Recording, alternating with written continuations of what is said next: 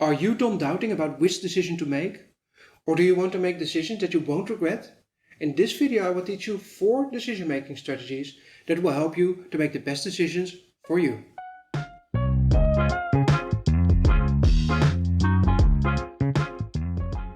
Hi, I'm Winfred, and as a coach it's my passion to guide as many people as possible to more success and happiness. Therefore I want to share valuable knowledge and techniques that will help you to improve your success and happiness. In part 1 of this series about decision making, I told you everything you need to know before you make a decision. If you haven't watched it yet, I recommend you watch that first. You can find it in the link above and in the description below. During this second video, I will show you several decision making strategies that will help you to make the best decision for you. I divided your choices into 2 categories: easy decisions and hard decisions. Now let's take a look at those strategies. Easy decisions are mostly decisions that have a limited impact on your life. Such decisions are relatively easy to make.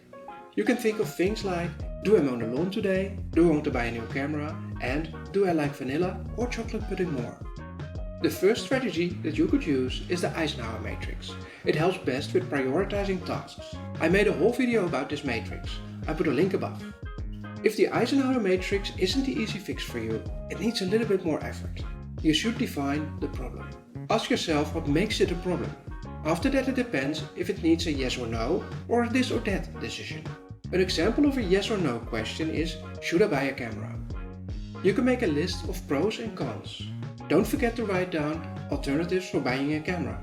That way you will get an overview of all the costs and benefits. Determine which of the costs and benefits are most important. Divide 100 points over all pros and cons. This way you will weigh every pro and con. Calculate the total for the pros and cons. The one with the most points is your decision. Okay, now you're ready to buy a new camera. It is very likely that you will end up with this or that question.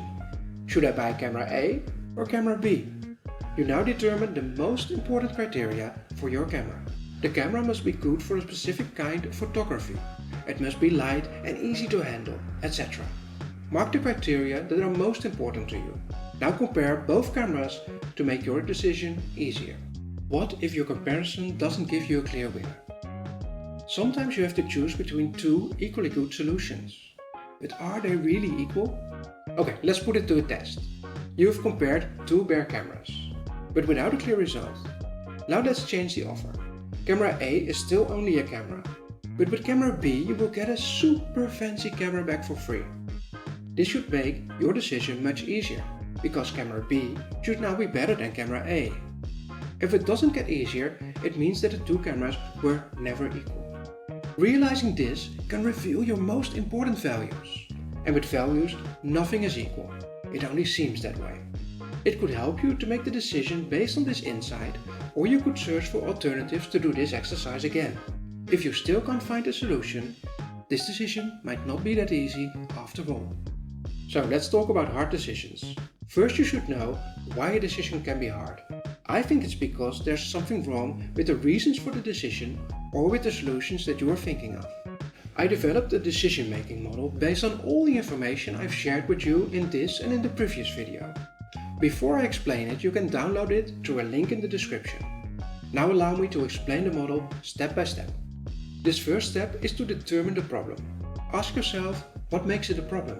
What does it mean to me if I won't make a decision? You can use facts, feelings and expectations to describe the problem. Try to write it down in no more than 3 sentences. The second step is to make an overview of all the gains and losses that come with this decision. For example, you're not happy with your job and you want to change that. The gain can be that a new job will give you more happiness, or you can grow your experience. A loss can be that you will miss one of your colleagues or it will reduce your salary. During the third step, you explore the alternatives. Ask yourself if there are any other reasonable solutions available. Try to think out of the box and be honest with yourself. Does this alternative make your decision easier or unnecessary? Yes, then the original solutions you were choosing from were not the right one for you. In step 4, you calculate the risks of your decision. What possible negative consequences can this decision have? And what is the worst that can happen when you make this decision? The fifth step is about the power of objectivity. Research shows that in two equal situations, you are fully able to give useful advice to a friend, while you're much less able to give yourself advice in the same situation. Therefore, you should imagine a friend who asks you for advice in this situation. What questions would you ask him, and what advice would you give him? When this is too hard for you, no problem. You can ask a friend. Don't ask him to give you advice, but ask for questions that can help you to find out more about this decision, that can give you powerful insights. During step 6, you will make a list of all the short-term benefits that you will get when making this decision. This looks a bit like the gains from step 2, but now it's more about what it adds to your life. For example, during step 2 you wrote down more happiness as a gain. The short-term benefit could be that your work will no longer have a negative impact on your family life. In step 7 you write down how the decision will influence your long-term goals and values. For example, one of your long-term goals is to reduce your work week from 5 to 3 days to be able to write a book. A loss in salary will decrease the possibilities to reduce your work week.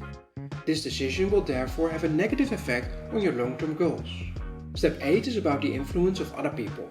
Pick a maximum of 3 people around you that will have an opinion about this decision. Write their opinions down and add, if you dare, how much effect this opinion will have on you. Then add how sure you are of this opinion.